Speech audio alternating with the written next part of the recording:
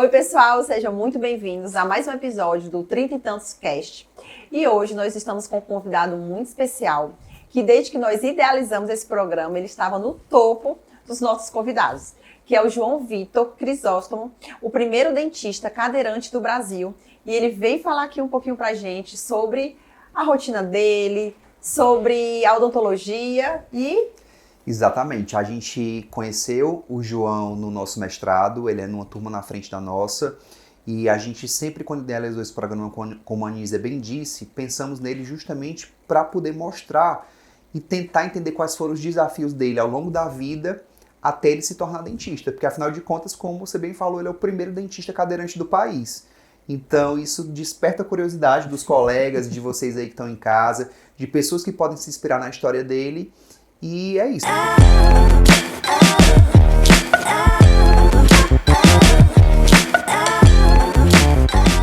Muito bem-vindo, viu, João? Obrigado, Anderson. Obrigado de verdade. É um prazer estar aqui. E assim, Anderson, realmente, como tu falou, a gente começa certas coisas e não sabe o impacto que vai ter. Né? Quando eu comecei a faculdade, eu não sabia que eu ia ter um impacto desse. Quando eu comecei a questão de mídia social, de Instagram e tudo mais, eu nunca pensei que eu ia ser assim... tão visto e as pessoas virem até mim como um exemplo de inspiração, de querer modificar, um exemplo de acessibilidade, né? Perguntar como é que faz determinadas coisas, como é que eu consigo ajustar a questão da minha deficiência com a questão do meu trabalho, né? E esse é o mais interessante, é você se sentir como um fator de modificação dentro da nossa área, né? É o mais interessante você realmente ver, eu estou tendo impacto aqui dentro, e que graças a Deus eu tô tendo.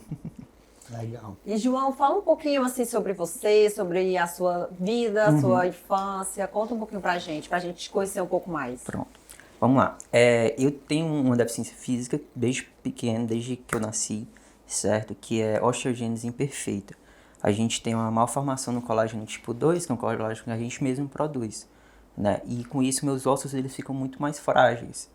Né? É uma deficiência que essa fragilidade ela vai se estabilizando ao longo dos anos, mas assim, principalmente na primeira infância, é uma idade onde a gente tem muita fratura, passa por muita cirurgia. Para tu ter ideia, eu já passei assim, mais de 30 cirurgias só por causa disso, né? Uma simples queda... Uma simples queda, coisa poderia... besta. Às vezes, por exemplo, teve uma das fraturas que eu mais me recordo quando eu era criança, eu estava dentro de uma piscina, fazendo hidroterapia, né? E eu virei o corpo, mas não virei a perna. Ela não virou toda, o osso torceu um pouco e fraturou. Entendeu? Mas você identificou quando você tinha quantos anos? Já foi identificado que tinha uma mutação desde que minha mãe estava grávida, desde um pré-natal. Né? Mas assim, era uma época onde não tinha o conhecimento científico que a gente tem hoje, né? A tecnologia que a gente tem hoje. Aí diziam assim, não, ele vai vir sem perna, ele vai vir sem braço, ele vai vir mal formado. Mas nunca sabia o que era 100%, né?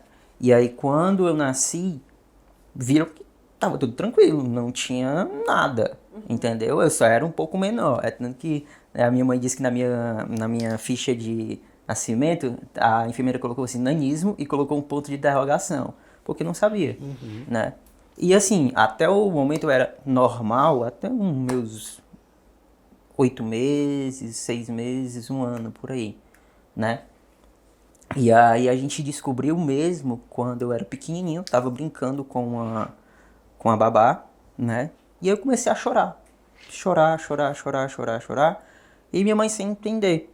Passou assim um dia quase todo eu chorando, né? E ela sem entender, procurando motivo, né? E ela viu que minha perna tava roxa.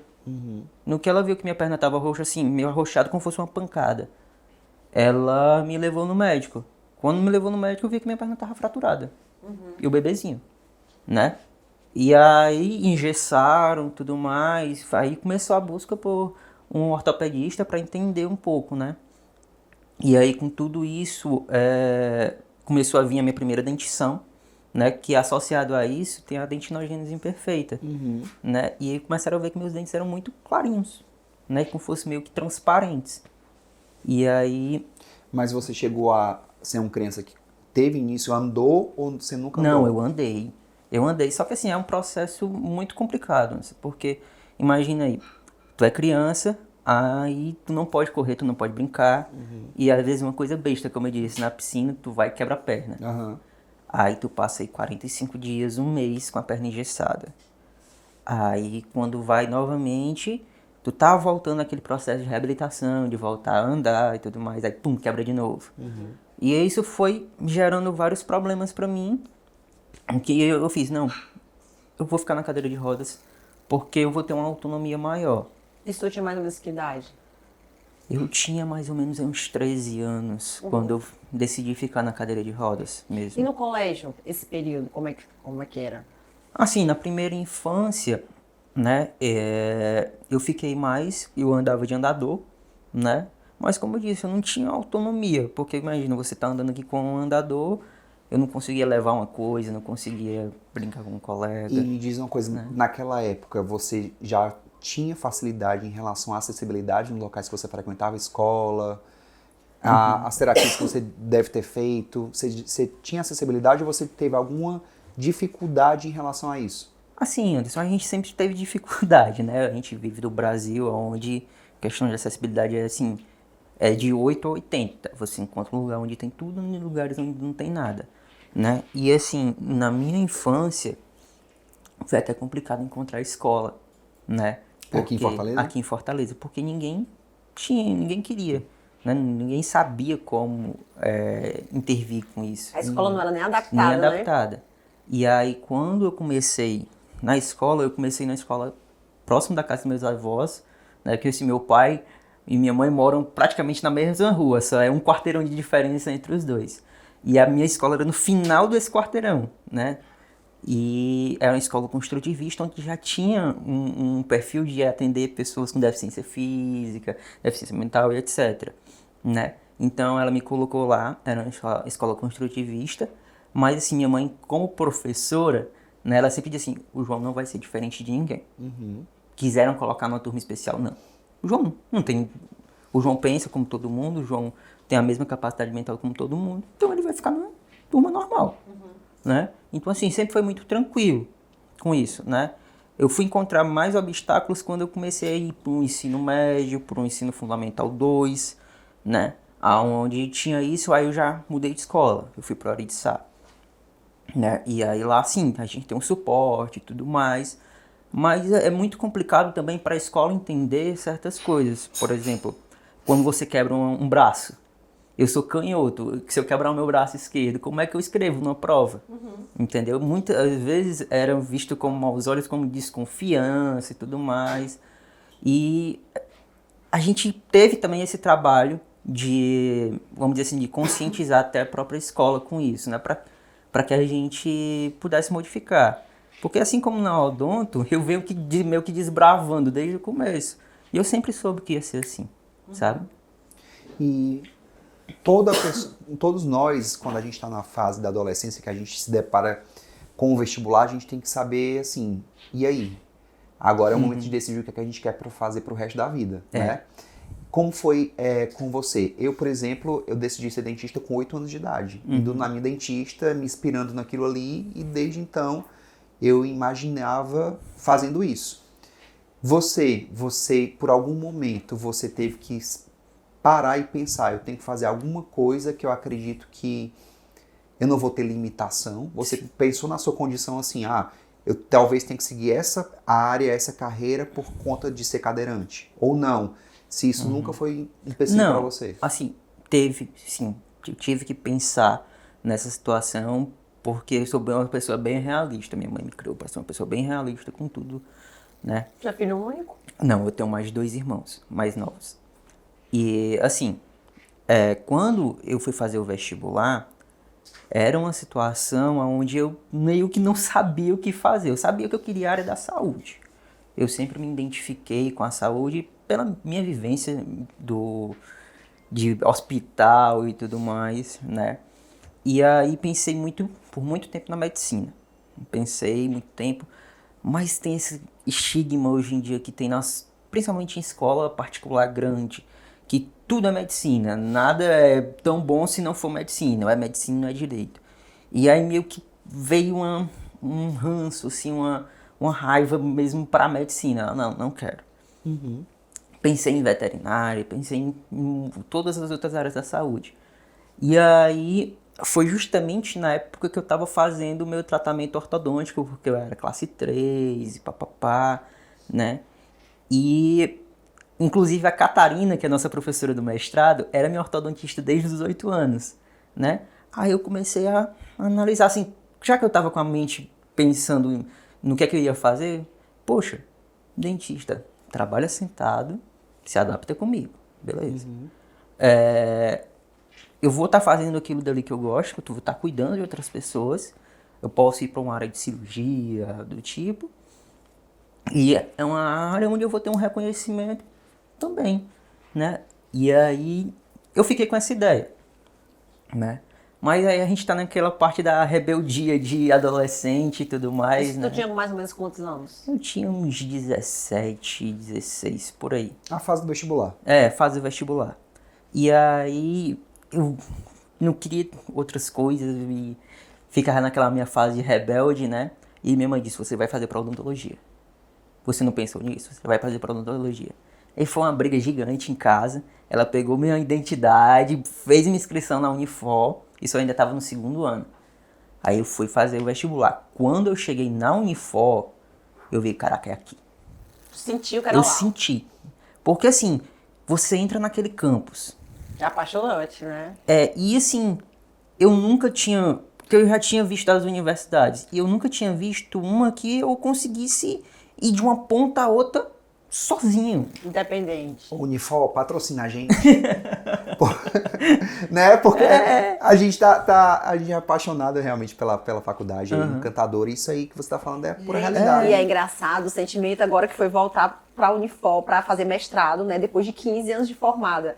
É uma sensação muito, muito gostosa. É muito bom. É uma muito sensação bom. boa de voltar para casa. É tanto que, por exemplo, quando eu iniciei a graduação lá, eu foi assim, nos primeiros meses, eu converso, não sei se vocês lembram da Vitória, que ficava na recepção.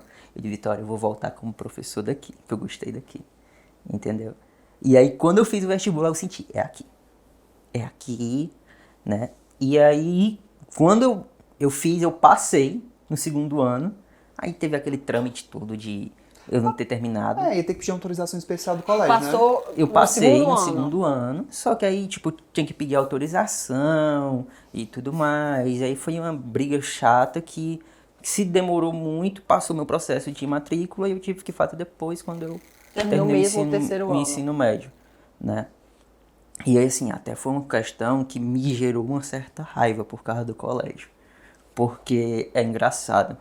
Quando foi eu e outros amigos. Os que passaram em medicina foram. E eu que passei em odonto, Não pôde. não pude. Foi como se eles tivessem gerado muito empecilho pra mim, sabe? E eu lembro até hoje que teve uma conversa que eu tive com o diretor junto com meus pais, aonde ele disse assim, ele é capaz mesmo de fazer odontologia na cadeira de rodas? Meio que duvidando da minha capacidade, sabe? E aí meio que eu disse assim, eu vou fazer agora só pra provar o contrário, sabe?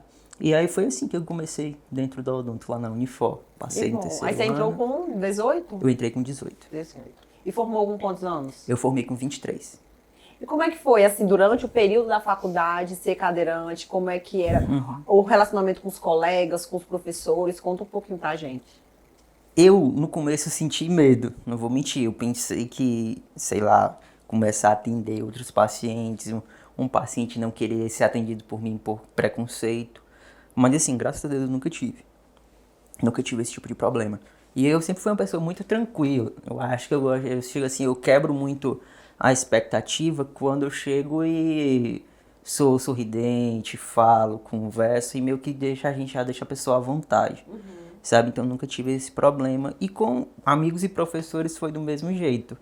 Tanto que hoje em dia a gente meio que tem uma amizade tão grande com certos professores de conversar no WhatsApp, de sair junto, sabe? Foi muito bom, né? E eu tenho um carinho muito grande pelos meus amigos da própria graduação, né? Porque eu acho que foram, assim, os que mais fizeram por mim, sabe?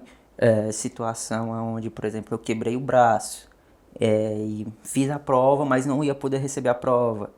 Ele dizia, ei, cara, vou aqui pegar tua prova e eu vou tirar foto, vou mandar pra ti pra tu ver o que é que tu errou, entendeu? Ou então, assim, em festa, daquelas festas de 365, 50%, eles sempre pensavam em mim, sabe? Uma maneira de Para que tentar você pudesse participar. Participar bem, entendeu? Assim, eu sempre tive um estigma que eu nunca gostei de ser um empecilho pra ninguém. Eu nunca quis ser aquele cara chato que tá, ei, me ajuda aqui, ei, me ajuda. Não. Mas com eles é uma coisa assim que é muito tranquilo. Eles dizem, João, a gente gosta de ti, cara. Quando a gente É a gosta pessoa de que alguém, você é, né? quando a gente gosta de alguém, isso não é empecilho, é um prazer tentar te ajudar, cara. Mas eu acho que é também porque o amadurecimento traz isso, né? É. Porque você sair do ambiente do colégio, um ambiente independente da condição de ser cadeirante ou não, é um ambiente com muito bullying, com muita, né? Em relação se você tá fora do peso, se você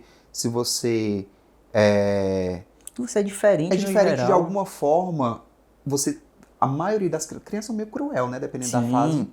Então, quando você sai disso, você se livra desses traumas, dessas coisas que te incomodam, você vai para um outro universo. Eu acho que todo mundo que entra na faculdade é um pouco... Tem uma tem uma liberdade liberdade, maior, se sente melhor.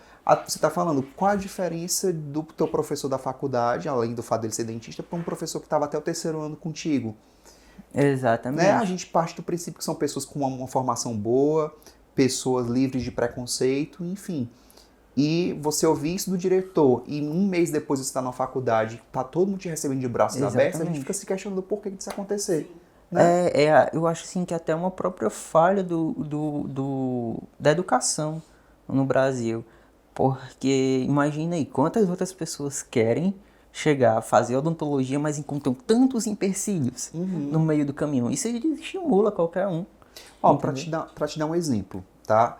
Quando eu fiz especialização em dentística há 13 anos, logo quando eu me formei, eu lembro como se fosse hoje. Meu pai chegou de um dentista que ele tinha levado meu irmão, muito triste. Ele não comentou comigo, ele comentou com a minha mãe, dizendo assim: poxa, por que seu filho decidiu fazer especialização em dentística, a área estética?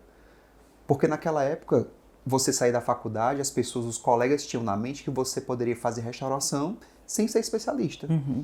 Então tinha um preconceito. Por que você vai gastar dinheiro investindo nisso, sendo que todo mundo faz isso? Exatamente. E eu tinha uma cabeça diferente. Meu pai chegou com esse pensamento assim triste, achando que eu estava fazendo uma escolha ruim. Então isso já era um preconceito de um próprio colega de profissão. Aí eu imagino o quanto que isso impacta em você. Poxa, será que você é capaz de você seguir essa profissão? Sim. Então assim, é por isso que é importante a gente também não dar, né, ouvidos para pessoas negativas, com pensamentos negativos. A gente vai lá e prova que é capaz. E assim, tu falou isso agora, e eu lembrei até que aconteceu isso dentro da Unifor, certo? Foi uma professora específica que perguntou assim, tu não vai conseguir fazer cirurgia não, porque tu não vai conseguir ficar em pé, você não vai conseguir visualizar.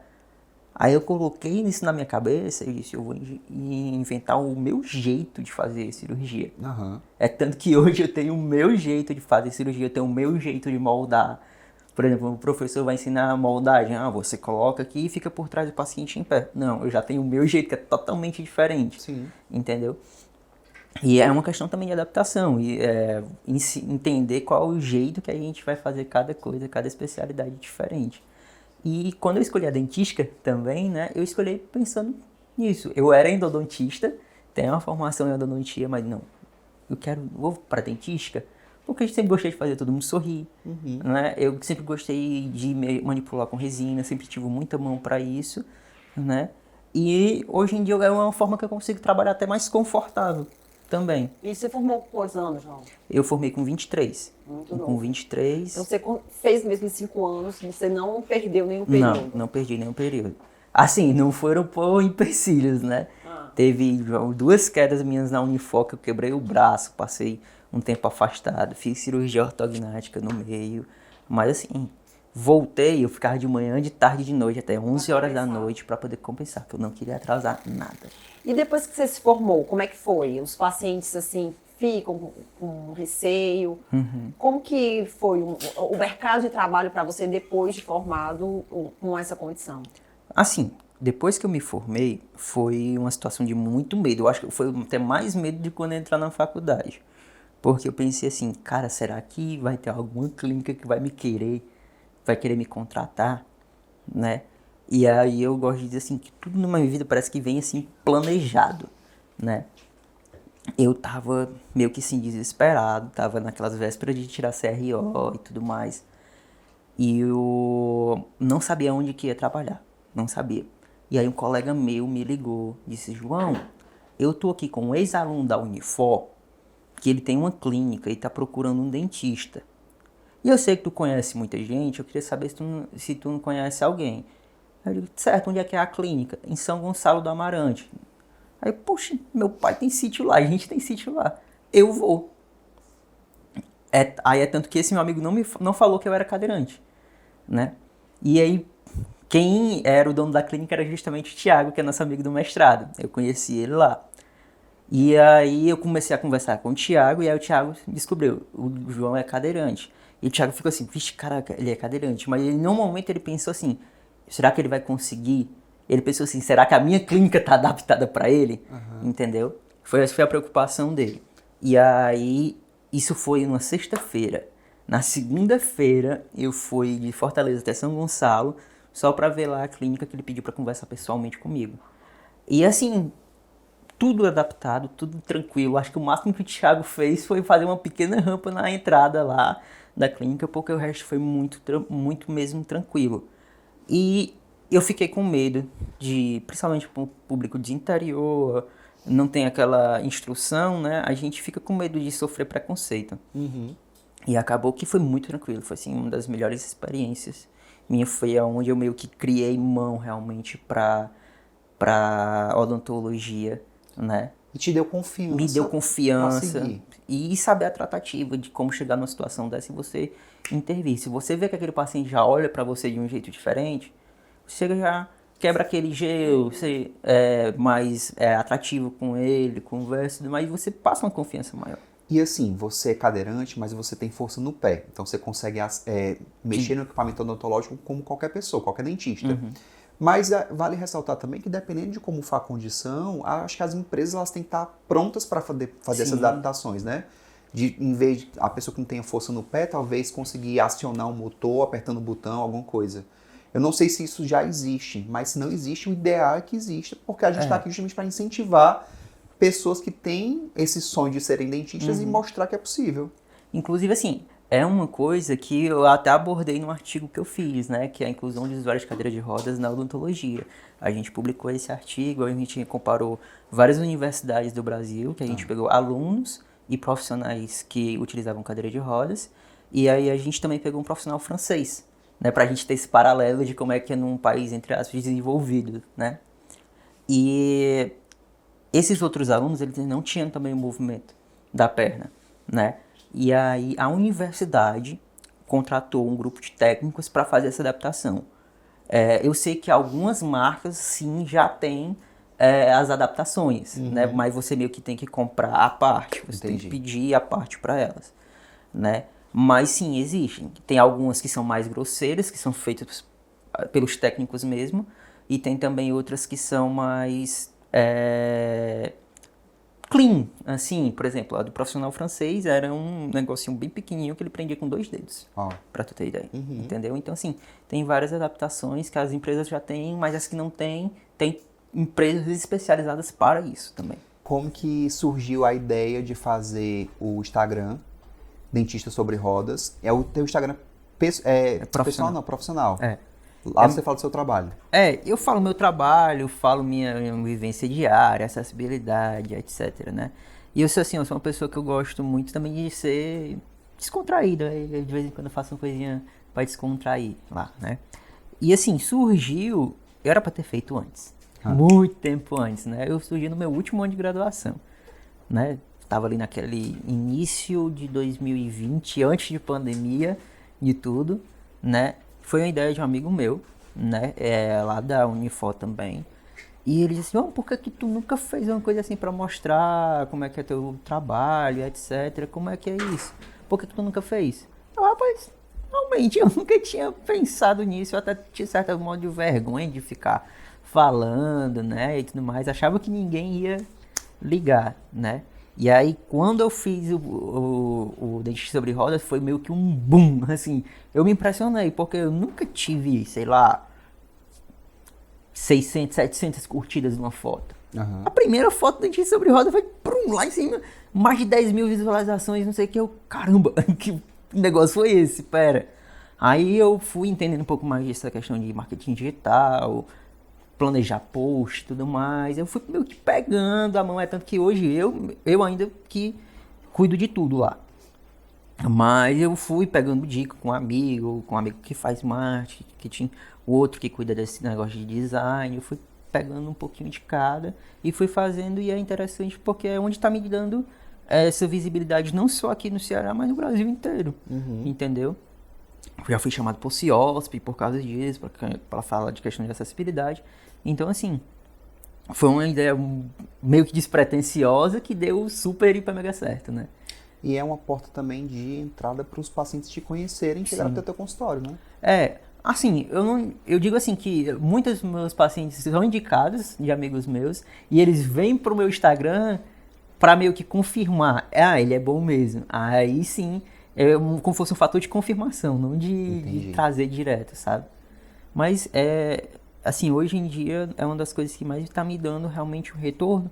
Eu digo nem questão financeira, mas eu digo questão de nome, de ser conhecido, de conhecer outros lugares, outros estados e etc. Porque eu tô indo tudo pelo Dente sobre Rodas.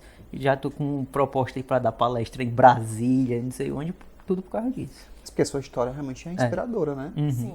João, e quais são assim, as tuas perspectivas para o futuro? Hoje você está fazendo mestrado, você quer atuar como professor, você quer continuar no consultório, você quer conciliar? Conta mais aí o que você quer para o futuro. Assim, eu sempre quis ser professor da Unifor. Eu tenho uma veia, assim, muito grande. Eu puxei muito da minha mãe. Minha mãe é professora, né? Então, assim, eu sempre gostei, eu fiz monitoria e tudo mais. Então, o meu intuito é ser professor, seja da Unifor, seja de outra universidade também. Já tenho algumas outras propostas aí, né? Mas a gente tem um carinho especial por onde a gente veio, né? Então, minha perspectiva é ser professor e, sim, fazer alguns cursos, né? Hoje em dia a gente tem muito de aquelas mentorias e tudo mais, é uma coisa que eu gosto, principalmente para minha área da dentística, é uma área que está em crescente, muito grande, né? E assim, eu acho que já é um diferencial, né? O João Vitor que começou o mestrado era um João Vitor muito... não era maduro ainda do jeito que eu sou hoje, de poder me tratar com professores, com colegas, eu não tinha tudo isso que me fez engrandecer, né? E que hoje em dia eu vejo que é uma área que precisa, porque quanta gente a gente vê aí que tá fazendo, eu sou professor disso, professor aquilo, mas não tem Um embasamento, um embasamento científico, né? E eu acho que é o que tá precisando mesmo disso, né? E, Ju, deixa eu te perguntar, agora saindo um pouco da odontologia, conta um pouquinho da sua vida pessoal, você vai pra festa, como que é a sua vida? Conta aí um pouquinho. Eu sou bem tranquilo, assim, eu sou uma pessoa muito caseira, mas se for pra festa também, sou muito de O que boa. você gosta de fazer de lazer? Lazer, eu gosto de ler, eu leio muito. Foi uma coisa que também veio da minha mãe, né? Eu sou aquele cara meio nerd que gosta de quadrinhos, sou coisa de super-herói, então eu sempre fui desse jeito, né? Mas assim, também nunca dispenso meus amigos da faculdade, chamam pra sair, vamos, a gente tá sempre junto. E é aquele negócio. Até o Eduardo, nosso coordenador do mestrado, de Joãozinho, tu é um cadeirante que eu não consigo entender como cadeirante. Pra mim, esquece. Porque você consegue fazer Às tudo, vezes, né? eu esqueço às vezes que meus amigos são do mesmo jeito. Às vezes eles falam algumas coisas que tipo assim, pô, eu esqueci, João. Porque assim, é tão natural pra eles. Por exemplo, nosso 365, a festa do último ano de graduação, né? A gente fez num barco. Imagina eu numa jangradinha com meus amigos, ainda até um barco. O meu medo era assim, caraca, se eu cair aqui, beleza, eu sei nadar. Mas e aí a cadeira, ela vai afundar com tudo, né? Mas sim, foram coisas muito loucas que, assim, graças a Deus, eu tive sempre o apoio de muita gente, né? Pra poder ser assim, meio que normal, eu não faço nada diferente dos outros. Conta uma história engraçada, João, pra gente aí, na sua vida. Teve tantas. Teve uma cirurgia que eu fiz, né? Eu fiz uma cirurgia que eu tenho umas hastes dentro dos fêmurs, né? E na época eu estava esperando a Anvisa autorizar a troca de uma haste diferente que ela crescia junto com o meu fêmur. E durante a cirurgia, não era uma cirurgia com sedação geral que você fica apagado 100%. Você dorme, né, mas não era aquela de entubar nem nada. E eu comecei a cantar Mamonas Assassinas do começo ao fim da cirurgia. E eu lembro dos médicos, qual é a próxima que tu sabe, qual é a outra que tu sabe. E eu cantei a cirurgia todinha, tanto que acho que foi meu tio, minha tia, tava lá e ela gravou eu Vai cantando. ter, viu, o filme do Mamonas Assassinas? Pois é, eu Não nasci... sabia, não. Acho que não sei se já finalizaram as gravações, mas tá perto. Eu vi que tinha a peça de teatro, né, que era do Mamonas, porque assim, eu nasci no ano que eles morreram, né? Então, quando eu era pequeno, meu pai me botava para dormir com o disco do Mamonas Assassinas, entendeu? Eu acho que pegou alguma coisa de referência da minha infância durante a cirurgia e eu cantei do começo ao fim Mamonas, foi bem maluco mesmo. Mas você fez essas cirurgias desde que você nasceu, praticamente, né? Porque assim, quando eu tá no meu crescimento, né, devido à questão da osteogênese, os meus ossos longos, eles tendem a curvar, né? Aí então, meio que para guiar esse crescimento, o que é que os médicos faziam? Eles fraturavam o osso, colocavam ele na maneira correta, né? E colocavam uma haste por dentro do osso para guiar o crescimento. Então, foram várias e várias cirurgias. E dentro dessas inúmeras cirurgias, teve alguma que te deixou mais preocupado? Sim, a da coluna. A da coluna, assim, foi uma cirurgia que mudou minha perspectiva de enxergar a vida. Porque, assim, por mais que para quem faz muita cirurgia seja algo normal, essa foi diferente para mim, porque quando o médico disse, João, é o risco de uma cirurgia de coração, fiquei, caramba, eu posso real morrer nisso daqui, entendeu? E aí eu tava naquela de ensino médio, sem saber, pô, será que realmente tudo que eu fiz aqui de abrir mão de ir para uma festa, de falar com uma pessoa, será que realmente valeu a pena, pensando no futuro, se eu vou ver se realmente esse futuro, né? Tanto que, assim, me marcou muito, porque quando eu estava entrando no centro cirúrgico, eu chorava, assim, de desespero. Medo mesmo, porque eu nunca tinha passado por uma situação assim. É tanto que eu tenho uma tatuagem nesse braço aqui, que é Seize the Day, aproveite o dia. Porque quando eu fiquei na UTI, você não podia fazer nada na UTI, né? Não tinha. E eu só escutava música. E era uma das que mais aparecia. E aproveite o dia, realmente aproveitar o que a gente tem hoje, né? E é até uma questão meio, assim, um paralelo muito diferente, né? Que quando eu fiz essa cirurgia, eu fiquei esse tempo na UTI da Unimed. E eu encontrei um meninozinho, o Aleph, que ele tinha a mesma deficiência que a minha, junto com o nanismo, né? E aí ele nunca tinha saído do centro da UTI desde que ele nasceu, ele tinha 5 anos. Nossa. Aí mais ainda pesa aquele negócio, será que realmente eu tô vivendo, eu tô sobrevivendo, entendeu? Então foi uma coisa assim que foi divisor na minha visão de como é que eu encaro a vida desde esse dia, sabe? Uhum. Muito bacana. E ao longo do nosso bate-papo, a gente estava vendo o quanto que você também é apaixonado pela profissão, né? Sim. Então, assim, dá pra ver que você quer aliar tanto o ensino quanto a parte clínica por muito tempo. Sim. Isso é muito bacana de ver. E dentro do teu campo de atuação, qual é o teu foco? É a odontologia estética? Eu gosto muito dessa odontologia estética e reabilitadora, né? Eu sempre, desde a graduação, tive uma afinidade muito grande por reabilitar. E assim, é até engraçado que no começo eu odiava dentística. Odiava, eu tive assim uma primeira experiência muito ruim com dentística, né? E aí, quando foi assim, lá pro 7º semestre, que eu tive a Sandrinha como professora, foi que mudou a minha visão. Eu, caramba, isso daqui é o que eu quero. Vou aliar com a prótese, que eu já gosto, entendeu? É tanto que meu pensamento é seguir nessa área de reabilitação estética. Eu tô terminando a especialização em dentística, que é assim que terminar, começar um outro implanto, porque eu já agrego prótese, dentística e implanto. Então eu já vou conseguir reabilitar uma gama de pacientes que hoje eu não consigo. Entendi. Né? Então, assim, é uma área que eu me identifiquei muito. Parece que você nasce para certas coisas, né? Quando você sente assim, entendeu? E outra coisa, com o teu Instagram, com o crescimento da tua visibilidade em relação à condição de ser dentista e cadeirante, você já conseguiu ter como, por exemplo, alguma pessoa já tirou dúvida com você, seja para inspirar, ou seja para dizer assim, olha, será que eu consigo também fazer dessa forma? Eu também sou cadeirante. Teve alguma situação como essa? Já tiveram. Inclusive teve um dentista que era dentista, né? Sofreu um acidente, ficou de cadeira de rodas e já estava entrando assim num quadro de bastante depressivo, de não conseguir ter ânimo para voltar à profissão e medo, né? Como é que vai ser minha vida agora, né? E aí foi até a esposa dele que falou comigo, João, me explicou toda essa história e o que é que a gente tem que fazer de acessibilidade? O que é que tem que ser feito? E assim, a gente tem meio que um caminho das pedras, mas cada um vai se moldando à sua maneira, como eu disse no começo. Eu tenho mobilidade à perna, ele não tem, então ele já vai ter que fazer uma adaptação diferente. Eu já dei algumas ideias de adaptações, mas também cada um vai se sentindo nas suas limitações. E no seu né? tempo, né? E no também. seu tempo. Né? Por exemplo, eu sou uma pessoa muito extrovertida, eu gosto de falar, eu não tenho problema de falar de nada. Entendeu? Já tem outras que não são assim, e cada um vai ter que se desenvolver ao seu tempo, né? E entender que isso não é uma limitação.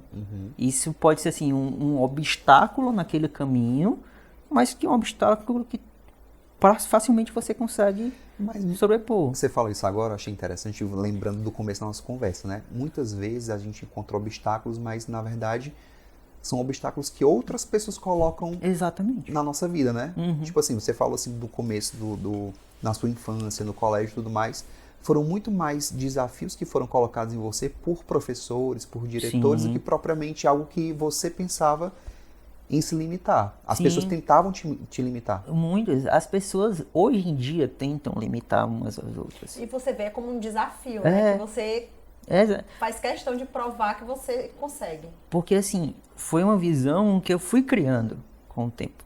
Foi tanta gente querendo derrubar no meio do caminho, sabe, que a gente tem que pensar assim. Porque senão a gente se também acho abate. que é muito importante esse suporte que a tua família te dá, né? Sim, eu digo, se eu tivesse nascido em outra família, eu não estava nem com metade que eu conquistei hoje. Porque assim, até hoje eles estão lá, estão me ajudando em tudo. Por exemplo, fui dar uma palestra em São Paulo, entendeu? Meu pai vai comigo um dia antes lá no aeroporto, porque, tipo, para fazer check-in, por exemplo, como eu sou cadeirante, eu tenho que ficar na primeira fileira, né? Só que eu não tenho como fazer isso, dizer assim, eu sou cadeirante, eu tenho que mandar despachar minha cadeira, entendeu? Não tem como fazer isso pelo aplicativo. Então eu tenho que ir até o aeroporto um dia antes para fazer isso. Então, assim, eles sempre estão me dando todo o suporte. Então eu digo assim, sem eles eu acho que eu não seria nada, nada mesmo. Muito bacana, muito bom ver isso. Que não é também só um incentivo financeiro, é um incentivo de realmente de motivação, Sim, né? emocional. Emocional. E o mais legal, João, que eu acho, assim, de você, é que você é uma pessoa sensível ao outro também, né? Você é tão sensível que às vezes você, como comentou, que uma pessoa chega pra você, às vezes a pessoa fica sem saber, às vezes, como abordar. E você mesmo se abre e acolhe aquela pessoa, né? Eu acho que é uma coisa que falta muito hoje em dia, você tem uma empatia, né? É uma coisa que eu falo, eu estou muito dentro da clínica, né? No mestrado, lá ensinando os alunos, e eu falo assim para os meninos, que o conhecimento técnico, a gente sai da faculdade com eles. Agora, o teu diferencial mesmo, para o mercado de trabalho, para a vida real, como dentista, como ser humano em geral, é a tua empatia pelo outro. Eu já perdi a conta de quantos pacientes chegaram lá no consultório, eu não deixei o dentista de lado e agi como psicólogo. Entendeu? E o paciente chegar e chorar na minha frente porque estava passando por um problema X ou Y com aquilo dali. Entendeu? Então eu acho que hoje em dia o mais importante é você ter essa empatia, essa construção de ser humano, de verdade. Entendeu? Perfeito. Me diz uma coisa, qual é a mensagem que você queria deixar para as pessoas que estão assistindo o nosso podcast hoje? Cara, vai parecer até um pouco clichê, mas tem uma coisa que eu sempre me lembro quando falam assim, eu lembro daquela frase do Rock Balboa, que na sequência ele seria o Rock 6 ou 5, não lembro. Que ele tá falando com o filho dele e ele diz assim, o importante não é quantas vezes você consegue bater na vida, mas sim quantas vezes você apanha, você cai e você se levanta de novo para lutar. Esse é o mais importante. Então, assim, é uma frase que eu sempre levo para minha vida, que é para superar todos os obstáculos mesmo. João, e você que gosta tanto de ler, dá uma dica aí de um livro que inspire os 30 e tantos. Cara, um livro que inspire os 30 e tantos. É complicado, não tem tanta coisa, porque, como eu disse, eu sou uma leitura mais nerd. Não, assim, fala, tem gente que gosta. Fala o que você entendeu? gostou. Eu gosto muito. Não sei se você... vou sair um pouco de livro, eu vou entrar um pouco mais de quadrinho. Com os quadrinhos mais pesados, assim, mais... para um público realmente adulto que tem um discernimento. Tem um quadrinho que chama V, né? E ele fala muito sobre isso, sobre liberdade. Né? Sobre liberdade, como você enxerga a liberdade sua e a do próximo. Eu acho bem legal isso. E é uma coisa que hoje em dia, na sociedade, tá faltando. Onde termina o teu direito e começa o meu. E um, às vezes, acaba passando por cima do outro. Eu gosto muito disso. Entendeu? Excelente. Inclusive, a gente estava falando de acessibilidade, preconceito, essas coisas. Hoje está cada vez mais comum a própria indústria, né, do cinema fazer os live actions, né? Sim. Que é você pegar o personagem do desenho animado e transformar num filme com atores de verdade, né? E toda a vida, as pessoas, a própria indústria está tentando deixar a forma mais inclusiva.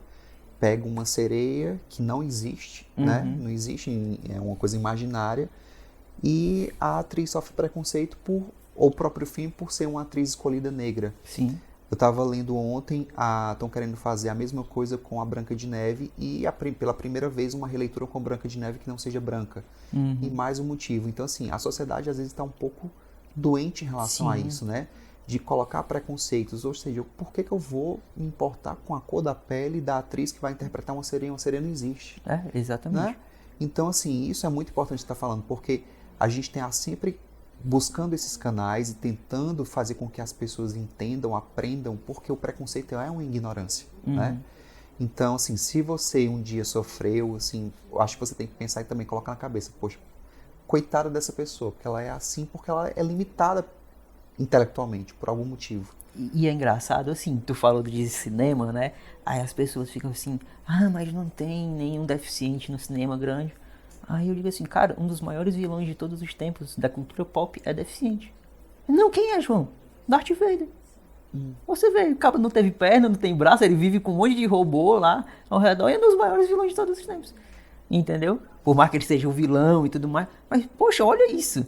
É uma diferença gigantesca. Então, você pega um exemplo de um cara desse, entendeu? Que com todas as limitações conseguiu ser o maior vilão de todos os tempos. Então a gente consegue qualquer coisa. Exatamente. Entendeu? Muito bom. Muito boa essa mensagem. Então é isso. A gente quer mais uma vez agradecer a sua vinda aqui até a nossa casa, ao 30 e Tantos Cast. Você passou mensagens fortes, poderosas para todo mundo que está assistindo, com toda certeza. Você é uma inspiração para a gente que é dentista, para os alunos, para todo mundo que quer realmente, na verdade, vai além da profissão, vai realmente numa mensagem de inspiração, de força mesmo, de superação. Então, parabéns. Obrigado, eu que agradeço poder estar aqui conseguindo passar um pouquinho, né? Porque, assim, às vezes eu nem me vejo muito como esse cara inspirador e tudo mais, porque pra mim é rotineiro, isso pra mim, né? Mas, assim, quando a gente começa a sentir esse impacto, eu tenho uma oportunidade de falar minha história, falar de tudo e inspirar outras pessoas, a gente vê realmente quão grande a gente é, né? E você é tão grande, não só da sua história, dos desafios que você passou e do ser humano que você é. Obrigado. Tenho certeza que vai ter aí um mundo de oportunidades para você. Obrigado, tá se bom? Deus quiser. Obrigado. Agora, por favor, abusando do seu carisma, Relaxa. olha pra cá e pede pro pessoal se inscrever no canal. Ó, pessoal, é o seguinte, ó. Esses dois aqui são excelentes, são muito gente boa. Anderson, Vai ter que explicar. Conheci os tem que dois explicar. no mestrado, assim, eu já me apaixonei pelos dois, são muito gente boa mesmo. Então, fala ó, o contrário aqui, viu, João? E é o seguinte, sério, segue, se inscreve no canal, curte os vídeos todos, sério. o projeto que eu tô vendo aqui é uma coisa assim que eu pensei, eu nunca tive a pretensão de colocar em prática. Então, esses caras realmente estão sendo fenomenais. Então, segue, se inscreve que vai dar tudo certo. Obrigado, Obrigada, Até a viu? próxima. Nada, que é isso.